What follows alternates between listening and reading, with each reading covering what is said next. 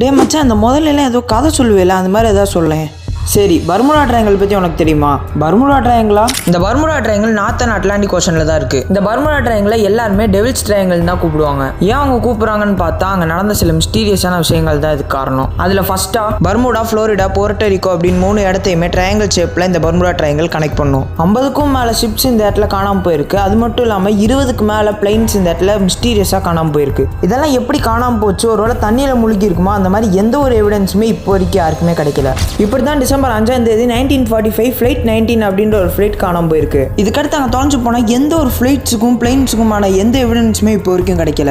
இப்போ புரியுதா எதுக்காக இது டெவில்ஸ் ட்ரையாங்கிள்னு சொல்றாங்கன்னு? ஆனால் எனக்கு என்ன இங்கே கேள்வினா, ஒருவேளை அப்படி அந்த கடலில் தொலைஞ்சு போயிருந்துச்சுன்னா எந்த ஒரு எவிடன்ஸுமே எப்படி கிடைக்காம இருக்கும்? இந்த மாதிரி எந்த ஒரு ட்ரேஸுமே கிடைக்காததுனால தான் இது மிஸ்டீரியஸ் பிளேஸ்ன்னு சொல்றாங்க. அது மட்டும் இல்லை, அங்கே தொலைஞ்சு போனால் ஃப்ளைட்ஸுக்கோ ஷிப்ஸுக்கோ இது வரைக்கும் எந்த எவிடன்ஸுமே கிடைக்கல. இப்படியெல்லாம் நடக்குது. இது மட்டும் இல்லடா, இதை விட ஆச்சரியமான விஷயம்னு சொல்ல உனக்கு.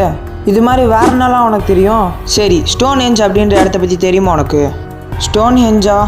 இந்த ஸ்டோன் ஹெஞ்சில் மிஸ்டீரியஸாக பார்க்க போகிற விஷயமே எதுக்காக இந்த ஸ்டோன் ஹெஞ்சை கட்டினாங்க, அதுலேயும் எப்படி கட்டினாங்க அப்படின்றதான். ஏன் இது இவ்வளோ மிஸ்டீரியஸாக பார்க்கப்படுதுன்னா, சயின்டிஸ்ட்லாம் சேர்ந்து 5000 வருஷத்துக்கு முன்னாடி மனுஷங்க இந்த கற்கள்லாம் அரேஞ்ச் பண்ணியிருப்பாங்கன்னு சொல்கிறாங்க. அதுலேயும் இந்த கற்கள்லாம் 22லேருந்து 30 டன்குள்ளே இருந்திருக்குன்னு சொல்கிறாங்க. இவ்வளோ வெயிட்டான கற்கள்லாம் அங்கே இருக்க மக்கள் எல்லாருமே எப்படி அரேஞ்ச் பண்ணியிருப்பாங்க? இந்த ஸ்டோன் ஹெஞ்சில் ஆல்டர் ஸ்டோன் அப்படின்ற ஒரு ஸ்டோன் யூஸ் பண்ணியிருப்பாங்க. அந்த ஸ்டோன் நார்த்தன் ஸ்காட்லாண்டில் கிடைக்கக்கூடிய ஒரு ஸ்டோன். ஸ்டோன் ஹெஞ்சிலேருந்து நார்த்தன் ஸ்காட்லாண்டுக்கு கிட்டத்தட்ட 600 மைல் தூரம். அந்த கல்லை இவ்வளோ தூரம் எப்படி தூக்கிட்டு வந்திருப்பாங்க? அந்த மக்கள் எவ்வளோ கஷ்டப்பட்டு வேலை செஞ்சிருந்தாலுமே அந்த கற்கெல்லாம் 600 மைல் தூரம் கொண்டு வரதுக்கு 400-500 வருஷத்துக்கு மேலே ஆகும். வாழவே கஷ்டப்படுற காலத்துல இந்த மாதிரி ஒரு கற்கெல்லாம் அங்க இருக்கிற மனுஷங்க சும்மாவா கட்டியிருப்பாங்க? கண்டிப்பா அதை கட்டினதுக்கு ஏதோ ஒரு ஸ்ட்ராங்கான ரீசன் இருக்கும்ட்டு சயின்டிஸ்டும் நம்புறாங்க.